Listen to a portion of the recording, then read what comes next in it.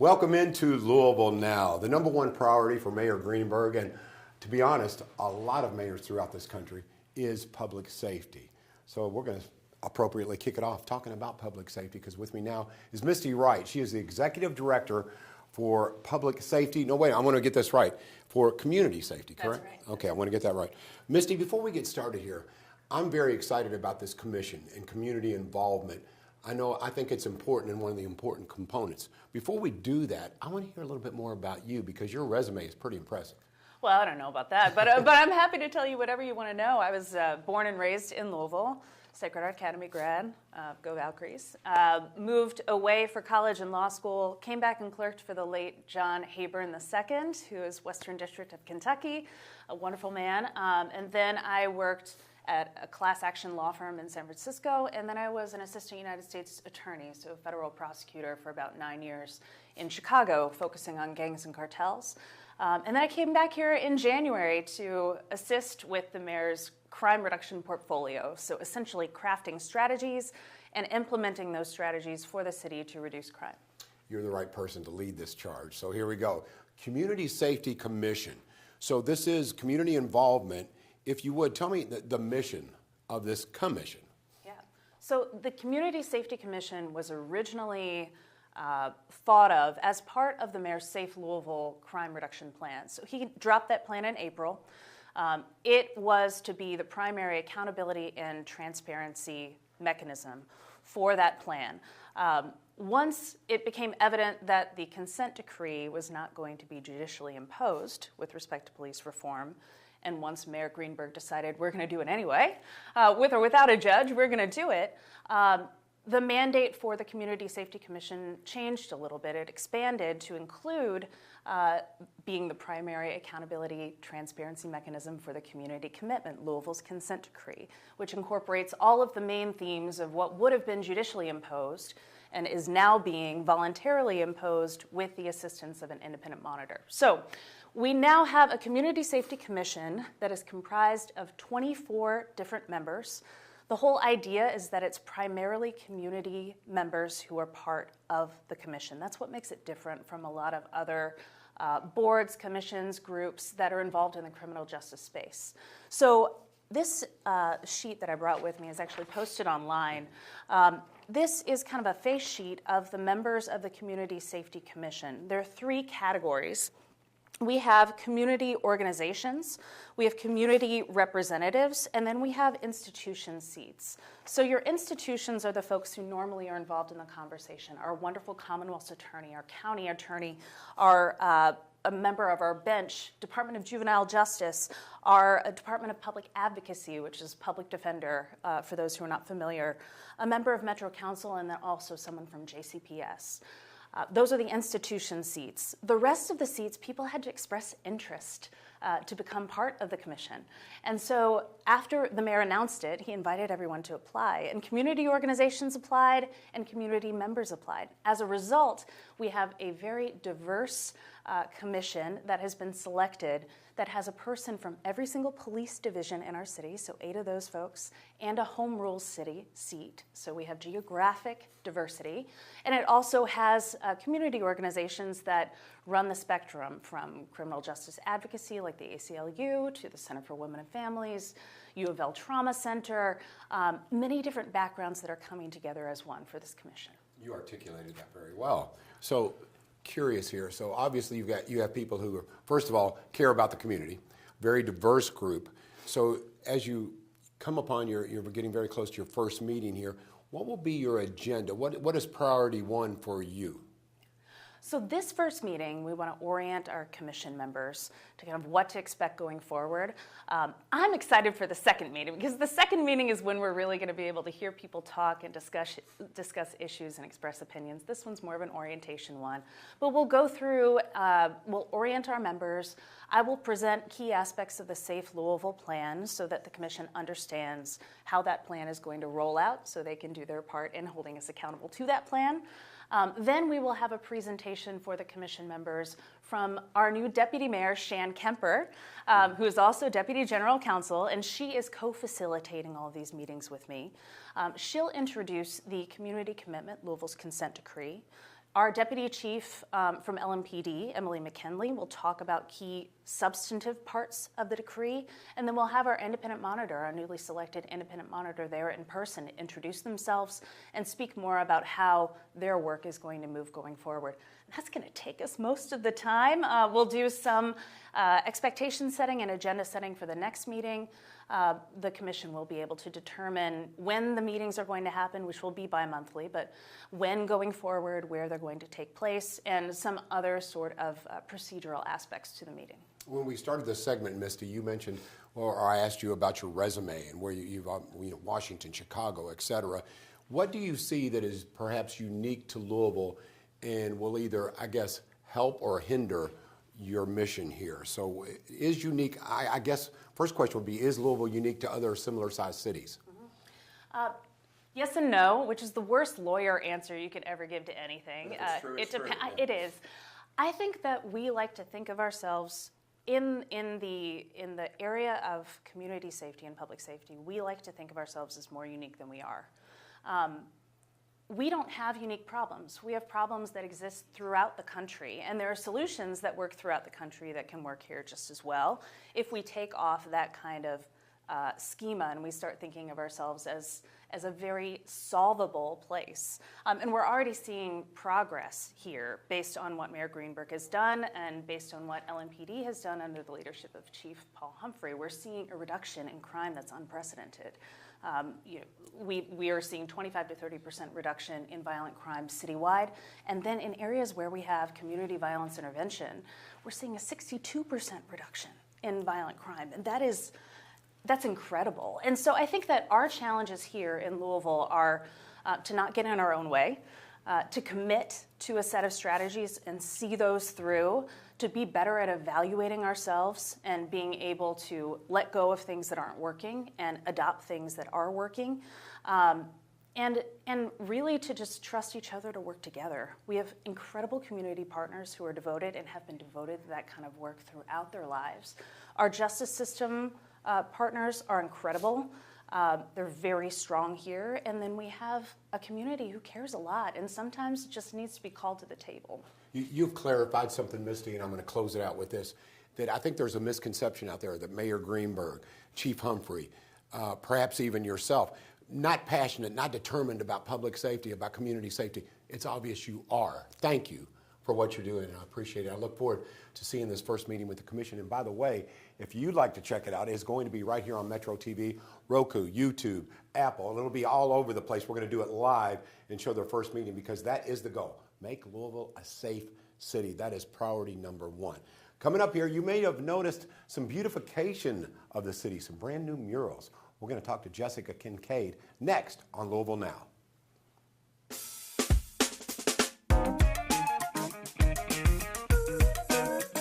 Hi, I'm Roseanne Maston with Louisville Tourism. I'd like to share with you a few things happening around Louisville this week. The Louisville Ballet presents Dracula on October 10th and October 11th. The Louisville Ballet's rendition of Bram Stoker's Gothic masterpiece is coming alive at the historic Brown Theater with newly designed sets and costumes. Be warned, the show is not for the faint of heart. Learn more about, and maybe even meet, Louisville's most famous cryptid, the Pope-Lick Monster, aka the Goatman.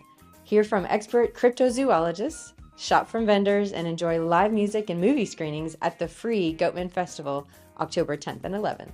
The Garvin Gates Blues Street Festival on October 10th and 11th is set in Old Louisville at Oak Street and Garvin Place and features national and local performers along with area food and beverage vendors. If you're looking for a neighborhood fall festival straight out of Gilmore Girls, look no further than the Belknap Fall Festival. Taking place at the historic Douglas Loop, among small businesses and local restaurants, this Free Fest features family fun, local vendors, live music, and over 100 artists on October 10th and 11th. The Kentucky International Convention Center in downtown Louisville will host the annual Louisville Book Festival on October 11th, celebrating the love and benefits of reading, writing, and literacy. During the event, attendees can meet over 100 authors, storybook characters, and purchase books. Louisville's Great Chili Cook-Off returns with chili samples on October 12th, with over 50 competing teams hoping to take home the Chili Champ title during this annual foodie fundraising event in the heart of New Lou. Plus, you can shop from local vendors and businesses and enjoy live music. Find out more details about these events and others at gotolouisville.com. Just click on the calendar of events.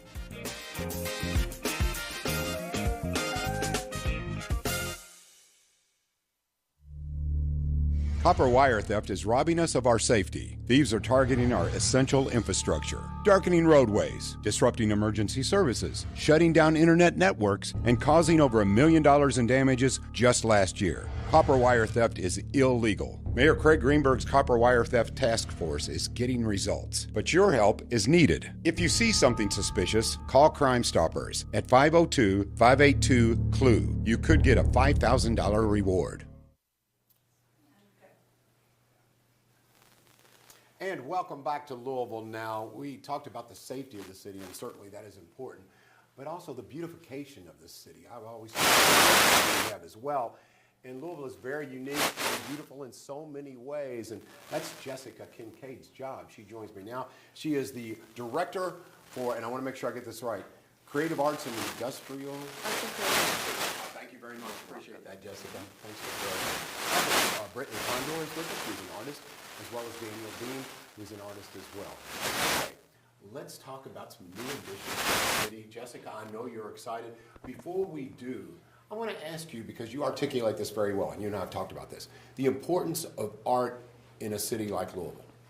Absolutely. I mean, Louisville has a very well-established and long-standing artistic tradition, both in performing arts and visual arts and all kinds of new emerging arts, which is really exciting.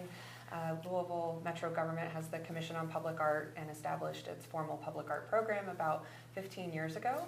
And so that commission is currently working to update its strategic goals and its long-term vision for public art in our city, because we know that it creates an opportunity for residents to create a relationship with a sense of place and invest in their own individual neighborhoods and create a unique identity through visual representation. Very well said. Okay, so let's talk about these new murals. First of all, there was a grant involved. What were the qualifications? What are you looking for, Jessica, from your office?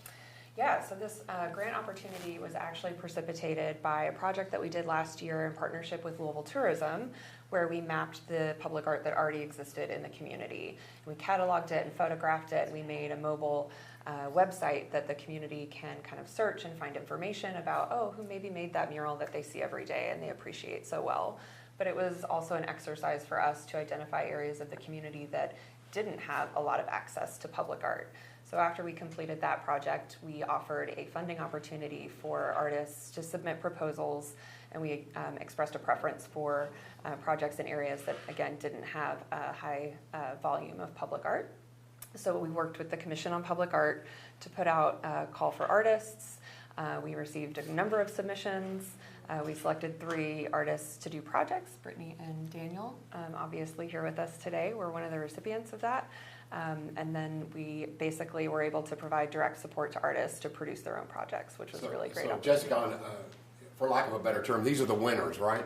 Yeah. All right, Brittany, Daniel, first of all, congratulations. What I love about these murals and what you're doing is it is truly, we use the cliche of a win-win, but this is a win-win-win because it's philanthropic, it's beautiful, it's just such a plus for the city. Okay, so if you would, Brittany, tell me a little bit about the mural and what you wanted to portray. Yeah, so it's on the side of a kids' boxing gym called All or Nothing Boxing Gym for children.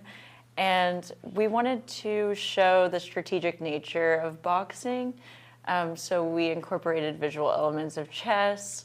Like we made the chessboard as the boxing ring, and we have chess pieces on there.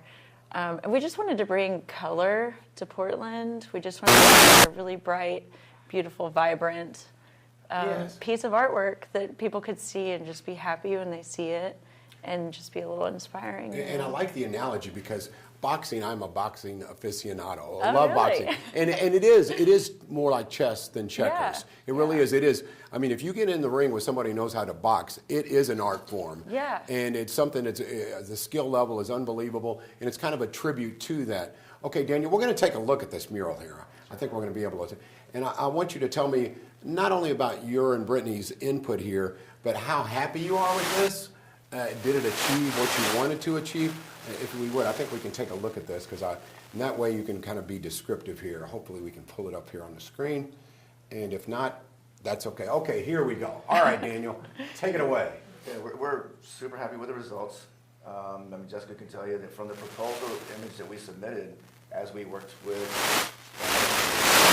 kids in the gym, and Brittany and I collaborated together, we proposed an image that was starting like this, and we sort of executed with that plan in mind.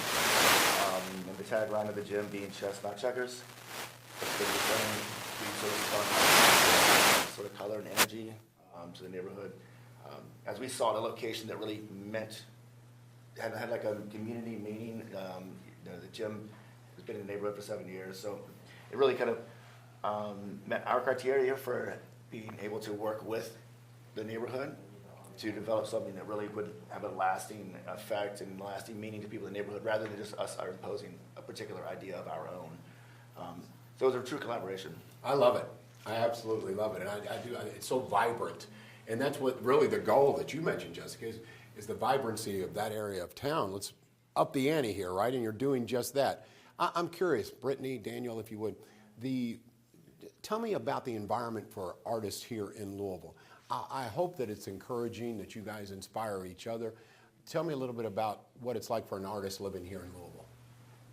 I love so many of the artists that I've met here. I feel like the community is really warm. I don't know if everybody feels that way, but I feel like I always get like a really positive, supportive environment.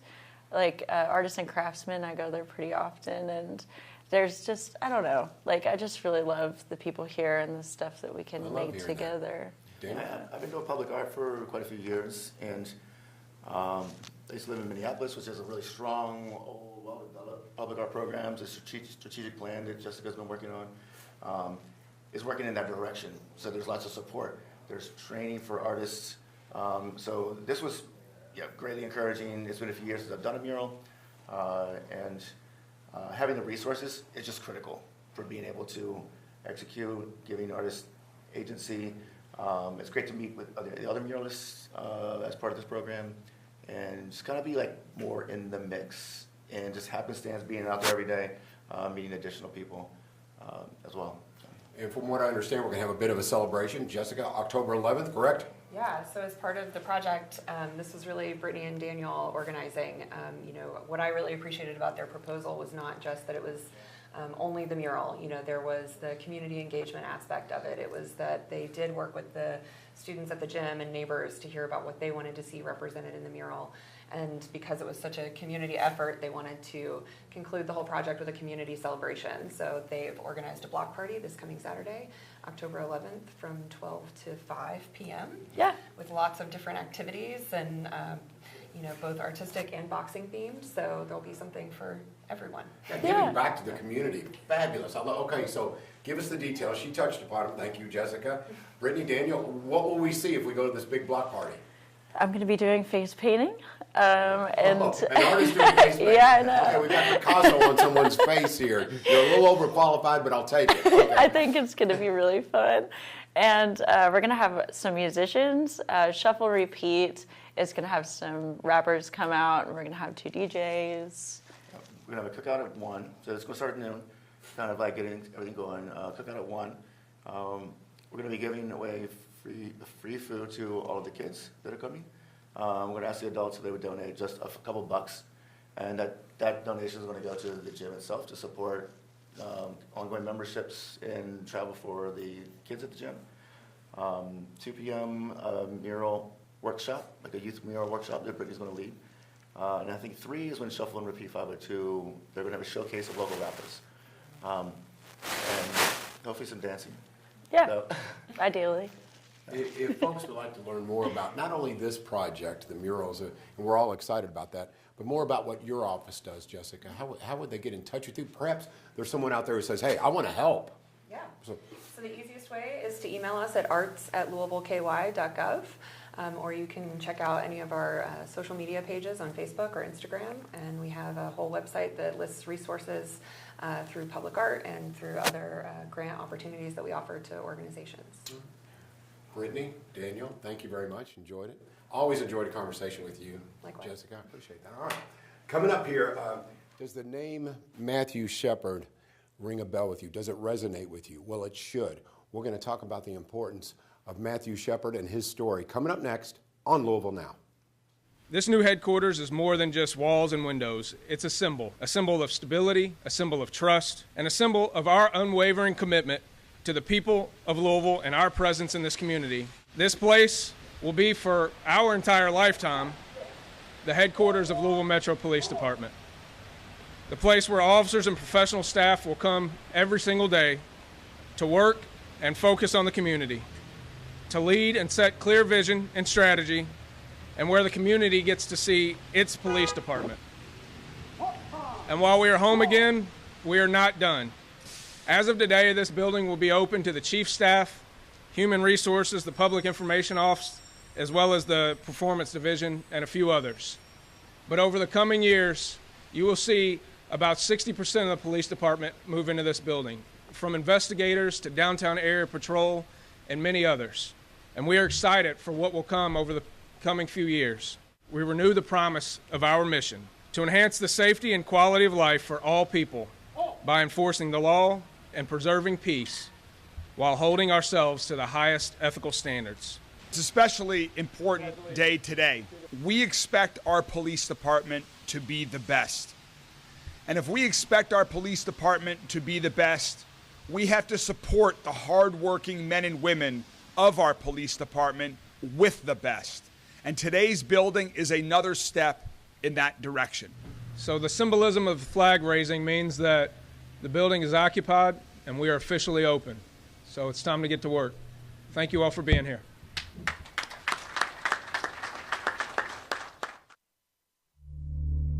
Copper wire theft is robbing us of our safety. Thieves are targeting our essential infrastructure, darkening roadways, disrupting emergency services, shutting down internet networks, and causing over $1 million in damages just last year. Copper wire theft is illegal. Mayor Craig Greenberg's Copper Wire Theft Task Force is getting results, but your help is needed. If you see something suspicious, call Crime Stoppers at 502-582-CLUE. You could get a $5,000 reward. So this is the newly renovated Baxter Community Center. It is absolutely gorgeous. We're excited about opening it within the next month. The original space, though the community loved it and made good use of it, was nothing like this, nothing like we would design it by any stretch. Also, the space that we're sitting in is all brand new. This is an addition that was built on to expand the space and make it more useful. So all this was expanded. Everything here is new. They kept the original bones because that was extremely important to the community. Let me know when you need to be in. We can make that happen, no problem. Cool. This is the AMP space, which is already done. AMP was on from the very beginning. They're in and out to get the equipment and stuff that they need and the layout that they need. So it's a little bit bigger. In a bigger space, you can just kind of spot a phone. So they were locked in from day one. They have a dedicated space. We inherited some additional space, but we've also inherited some additional interested partners. Molo Village, Sowing Seeds with Faith are two long-term established partners of ours and folks who have done certifiable high-quality work in the community, so we're working out some things with them to give them quite a bit of access here. I mean, we partner with all of them. Look, just tell me you got a program and need some space. I got space.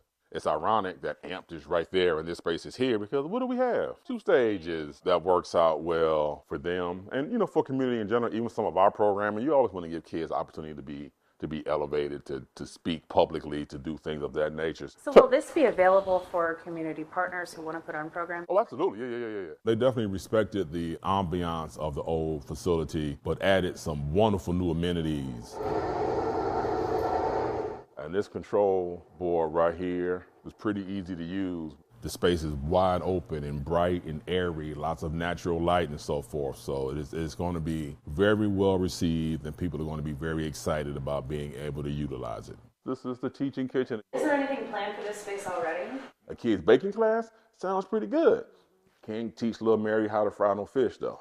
I'm gonna try and make it as fun as possible. Community's excited, partners are excited. Besides the community center, there's a new park that's going in a couple blocks away that you can literally look out these windows and see. Partnership with the Cincinnati Bengals, Youth League football that'll be able to use the field, which is a turf field. This, while being a beacon in this community, is better when you have a beacon, but then you also have some other lights around it. So I think the community will be extremely excited, pleased, and proud. Welcome back to Louisville Now. John Hanson is the board chair for Voices of Kentuckiana, and if there was ever a voice that needs to be heard right now, it's the voice of Matthew Shepard. We'll talk about that in a second. First of all, I want to welcome John to the show. John, thank you for coming in. Thank you very much for having me. Voices of Kentuckiana. To me, I'm familiar with it. I've seen some of your work. With that being said, for those who are not, tell us a little bit about it. Sure. So we're a choir, community, not auditioned, primarily LGBTQ, though we have many people who are allies who sing with us. We're not auditioned, and we sing Pride, we sing a Christmas concert, spring concert, and different events around the city. All right. This is tough. This is tough subject matter. With that being said, you said something to me before the break. You said, in order to come out of the darkness, you've got to discuss it because then there is light. There's an understanding. So for those who aren't familiar with the story of Matthew Shepard, considering Matthew Shepard, tell us about his story and what you're trying to accomplish with this. Sure. So Matthew Shepard was a 21-year-old student at the University of Wyoming who was one night driven out into a field, beaten severely, and left to die on a barbed wire fence. He was found the next morning, taken to a hospital where he succumbed from his injuries 6 days later. And actually the anniversary of the attack was Monday, and the anniversary of his death will be on Sunday. You know, there may not be a more appropriate time than right now to talk about his story. There is a divisiveness in this country, and certainly someone like Matthew Shepard has reason to fear. But let's talk about the importance of getting that story out. What do you want the audience to feel as they watch this production and as they walk away?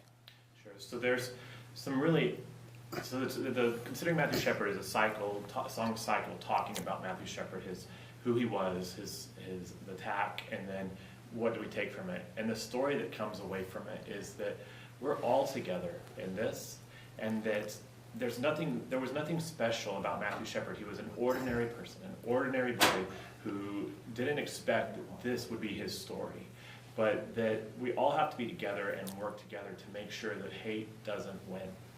Yeah, that's a good way of saying it. And it seems now that it's in the balance. You know, we need the pendulum to go towards kindness and love. When people watch this or as you see the production, I would imagine that even the actors, the singers that you have on stage, they feel it as well. Talk about what this does for you personally. What do you feel? So it's an extremely difficult piece to sing. In fact, Sunday we had a therapist come in to talk to the choir after our rehearsal because there's so many emotions and pain and just like personal stories that are being. We have members who have experienced what Matthew experienced, not to the extent, but who have been attacked and because of who they are. And so there's some songs that I still haven't been able to sing all the way through without choking up. I can imagine. The story of Matthew Shepard, sadly there's stories like this all over the country and in other countries as well. With that being said, are there other productions around the country that are similar to this that are wanting to open our eyes to things perhaps we don't want to look at but need to? Is this unique? Is I guess what I'm asking, John. So other people have done this song. There are other pieces that are similar. Some about Matthew Shepard, some about other incidents of the AIDS pandemic and things like that. So yeah, there are other productions like this, and other choirs are doing this piece as well. So when people go, first of all, I guess you should tell us the who, what, when, where. How do people buy tickets? How can they see the production? Sure. So this is a production that's in a group effort between Voice of Kentuckiana, Highland Baptist Church, Pandora Productions, and then we're holding it at Actors Theater. So tickets are available on Actors Theater website, actorstheater.org. Was this something, John, is this part of the mission of Voices of Kentuckiana to bring up subject matter, to examine subject matter that can actually make a difference, or is this just something that came upon you and you said this is important? This is our mission. This is what we try and do is we try and be positive and have positive messaging around community and society, but we also tell hard stories and we represent the hard discussions that we have to go through. You mentioned some of the partners that you have. If someone might be interested, whether it's an individual, an organization, in getting in touch with Voices of Kentuckiana, perhaps they want to be a part of that, how do they do that, John? The best way is to go to our website and then click the Contact Me button or email info@voicesofkentuckiana.org. Considering Matthew Shepard, the story, it's such a horrific story, and it's something you think, oh, please tell me this doesn't happen. But it does. What kind of feeling do you want people to have who go to this production? What do you want coming away from this? Obviously, there's going to be a sense of sadness, and it's such a tragedy. But on the other hand, you also probably want, hey, let's take action. Let's do something in honor of. Is that the goal too? Yeah. The story that we want people to come away from this is that we're all in this together. We're all living on this planet together, and we have to treat each other with kindness. And it doesn't matter if it's LGBTQ, if it's race, if it's anything, nationality. All of these differences are not real differences that take us apart from each other. And we just need to treat each other with kindness and respect and let each other live our lives in a way that is that's just human. Agreed. And I don't mean to be repetitive, but for those who are watching Louisville Now, if they, again, would like to attend the show, I would think this was something that it's educational in a, like I said, a kind of a let's take action kind of way. Let's move forward. Let's look at that and examine it, but then let's do better. Yes. So for folks who want to attend, again, tell them how they can get tickets once again. Actorstheater.org, and actually until Thursday, the tickets are $5 off the regular price. But actorstheater.org has the ticket link. Thanks for the time. I appreciate it. Appreciate it. John Hanson, once again, he is the board chair for Voices of Kentuckiana. We appreciate you coming on and watching, or actually tuning us in. You can always check us out, whether it be Roku, Apple, whatever the case may be. We are Louisville Now. It's a live show, but we will replay it, and also some of the shows that you will see coming up, whether it be Metro Council meetings, the mural unveils, things like that. We'll keep that coming your way on Louisville Now.